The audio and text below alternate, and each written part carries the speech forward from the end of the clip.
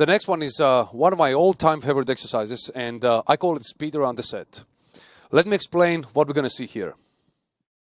When it comes to fast feels, you can do some of the craziest combinations, and it's actually one of the easiest things to do as long as you know the path you're going to go, okay? Or be comfortable with some crazy paths that we're going to do some on the following exercises anyways. So this is actually what crazy feels are about for me. You know, it's all about the path. The more I'm familiar with crazy combinations, the more I can deliver. Let me give you a quick example, okay? The path for this time will be snare, middle toms, snare, middle toms, and so on.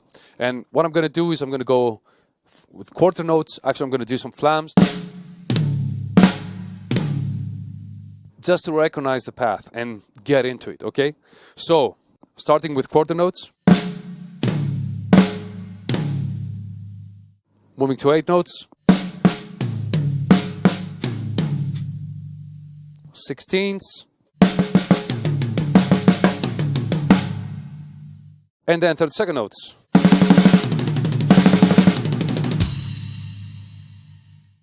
So, that's the main thing. When I go with flams and 8 notes and 16ths, I'm actually discovering the path, and then I can go as fast as I can.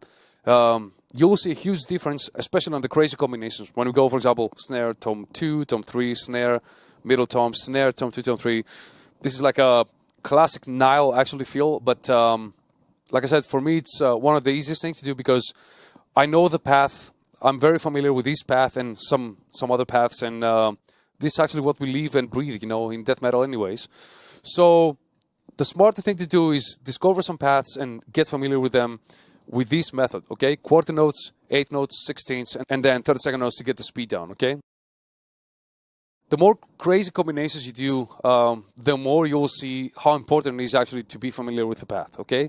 So if you have the patience and you really want to go with something really crazy, you can slow it down and discover the path, and then, you know, get the speed up and use it in the music, which is the main point anyways.